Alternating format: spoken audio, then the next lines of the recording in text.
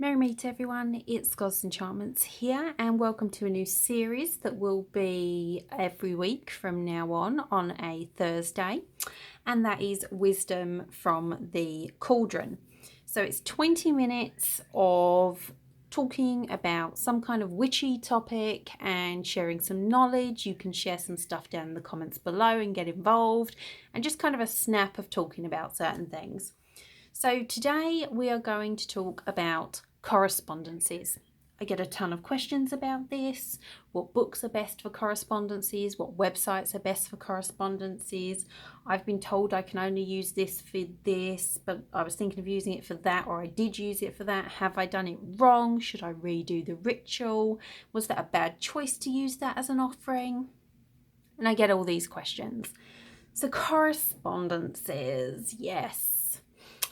You will find lists upon lists. It is customary for any kind of ritual, spell, witchy, pagan book to have correspondences at some point during the book, in the back of the book, and there will be common denominators through them all. You will always find rose petals listed under love.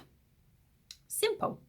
You will always find cinnamon listed under protection for the most part. But that's where for the most part comes in, because these lists, firstly, in some books they are shared. You can actually find this in the back of the book where they list their sources. Others have used a list but then altered it themselves. Some have made their own correspondence lists.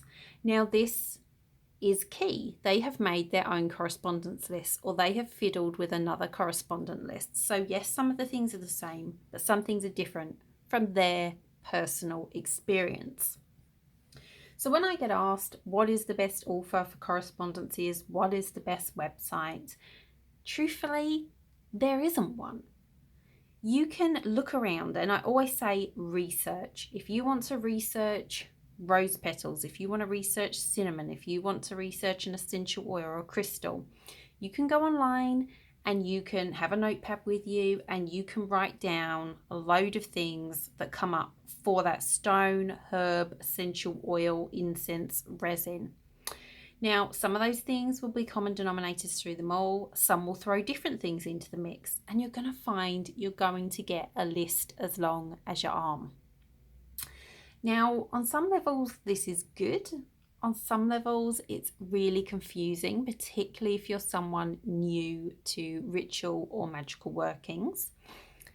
But it can also be extremely limiting, because we're in an age now where people like to be told what's right and wrong. There's a lot of fear for people new that are just starting out on any kind of spiritual path. It doesn't have to be labelled as witchcraft or paganism or whatever, but they have decided they want to incorporate some ritual or some spellcraft into their life, and they are worried.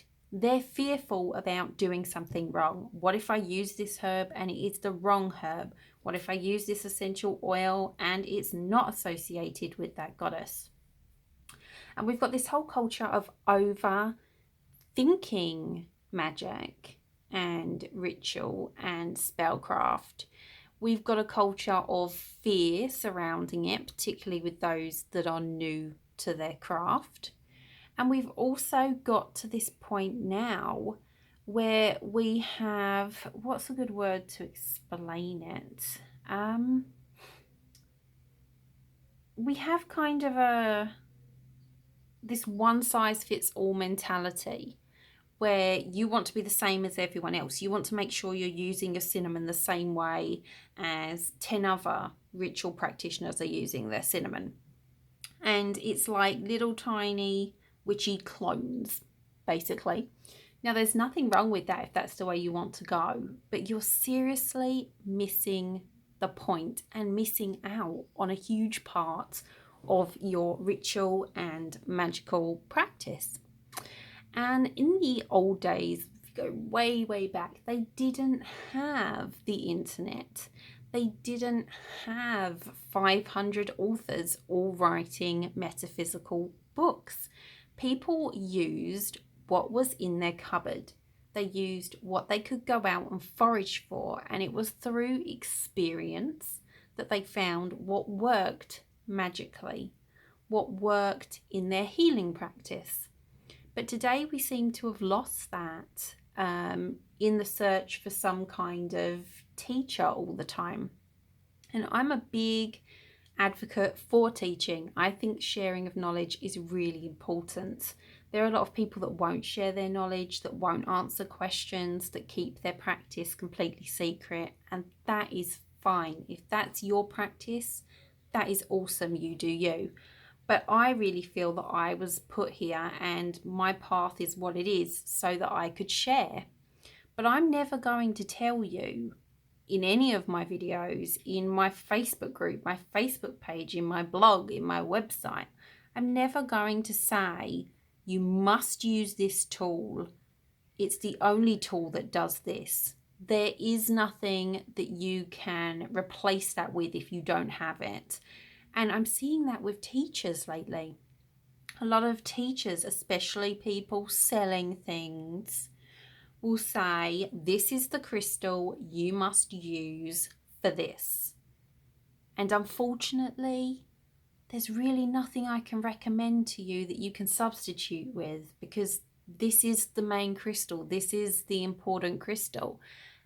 And I'm sorry, I call bull. I really, really do. So if you want to work on correspondences, research, get yourself an idea. It's good to gather information from all sources. But the best way you are going to get your own list of correspondences is by working with your tools. So if you're planning to do some ritual, or if you're planning to get some tools, some crystals, if you already have crystals, herbs and essential oils and you have a ritual coming up, take a look at what you have and then make your list of correspondences. And the only way to do this is to work with the items. Now, some ways to do this. If I'm going to work with herbs, particularly in the beginning of my practice, at this point, although I am still, I have to say, sometimes surprised, I'll come across an ingredient or a herb I've not used before or not used for a very long time, and then I'm like, right, let's get reacquainted, and I find out something new. So I'm constantly adding. I would suggest keeping a journal or a notepad or something like that you can keep notes of these experiences. Now with herbs, same with crystals, anything that you can physically hold, then I would take that item. So here we've got a few rose petals. I would place it in my dominant hand, place my other hand over the top. You can do this whichever way around your hands feel comfortable. And then I would sit very quietly, maybe light some candles in a dimly lit room, have my notebook next to me, and I would meditate with this herb and ask it, how does it want to work with me? How can this herb assist me magically? How can it become a part of my ritual and spiritual practice? And in between these questions, I will just sit and listen. What is my intuition telling me? What are my feelings? What are my guides giving me? What is this herb trying to tell me? Now, a lot of people are like, I can't hear my guides, or I can't hear spirits of plants and essential oils and crystals and things like that. And it's important to realize that these energetic beings, however you want to describe them, everyone has a different way, do not communicate like you and I. You're not necessarily going to be holding, for some people maybe, but for most people, you're not going to be holding your rose petals and saying, how would you like to work with me? And then you're going to hear a female voice come through very clearly and say, I would like to work with you on creating love in your life. You know what I mean? It's just not going to come with you like that. So the reason this is a valuable practice for you spiritually as well is because it is helping you to open your intuition. It is helping you to trust yourself. It's helping you to tap in to other energies. So go on gut feelings. Are you being shown any images, any symbols? What feelings are coming up for you? Has suddenly a ritual just popped into your head? You know, you've got to trust yourself. You've got to calm yourself, center yourself. That's why I always recommend doing this in meditation, or at least in a relaxed space with some candles lit, light some incense, have no distractions, sit down with the herb, the crystal, and really commune with that peace. And if your herb or your crystal gives you something that isn't on the correspondence list in the 3 books you've got behind you, or the correspondence list that's in the 5 tabs on Google you've got up, it doesn't matter. This herb wants to work with you in this way. This crystal wants to help you heal in this way. It may not want to work with someone else in the same way. They may not have the same healing to do, the same ritual work to do. So trust that your intuition, and you can connect in with these items. And by connecting with your tools energetically like this, you're strengthening your connection, which only then goes on to strengthen your ritual work, your healing work, your magical work as a whole. When you're making offerings, everything becomes so much stronger and so much potent because it is custom to you. You are doing you, which is the most important thing in magic, in ritual, in any kind of metaphysical practice. So really widen kind of the spectrum of where you're getting information from, but come back to self. You know, it's fine to research, it's fine to hear other people's opinions, but check in with you. If I sit here and say to you, I use cinnamon for protection, and I do. I use cinnamon in most things that I do protective work for. I also use it in anything pertaining to abundance or business. I use a little bit of cinnamon when I'm working on happiness and communication. I will use a teeny tiny pinch of cinnamon if I'm working on spicing something up. So there's many ways that I use cinnamon, but if you're drawn to it in a different way that I have not just said, that doesn't mean your way's wrong. A lot of these books, a lot of these lists, a lot of teachers out there can create self-doubt within you. No 2 magical practitioners are the same. We're not clones of each other. We don't look the same. We don't have the same energy. We're not here to do the same magical work. So really think outside of that box. Now, if you want to work with your essential oils, you do the same thing, meditation practice. You can smell them directly from the bottle, if that's something you can do and tolerate. If you suffer with migraines and headaches and things like that, then you may not want to do that because they can be quite strong depending on the oil you are working with. But what I like to do is take a tablespoon, even a teaspoon, you don't need a lot, take a teaspoon of a base oil. You can use sweet almond oil, grapeseed oil, any of these things. You can use something as simple as olive oil from your kitchen. Add a couple of drops, stir it together, and then you can smell that. You can put a little bit of that on your pulse points and smell it from your wrists as you're doing your meditation. And again, ask that essential oil how it wants to work with you, how it can enhance your magical practice, your spiritual practice, your healing practice. Really make your own journal of correspondences. And on top of that, a layer that's never really talked about in any, I have a huge library of books at this point. I've been on this path for over 20 years. So I have a lot of books. There's a lot of websites I've visited. And that is herbs and essential oils and things that are already personal to you. and you'll know what they are. And these are usually from scent memory more than anything else. So for example, if you had a very turbulent childhood, but every time you went to your gran's, her whole house and her smelled of lavender. She loved lavender. She would wear lavender. Her soap would be lavender. The house would smell of lavender because she had so much lavender. But when you got there, it was a place of sanctuary out of your home environment, and you felt safe and protected. And now when you smell lavender, it takes you back to that time in childhood where you were out of those other turbulent situations. And it's a lovely memory that brings you to a safe, a warm, cozy feeling place.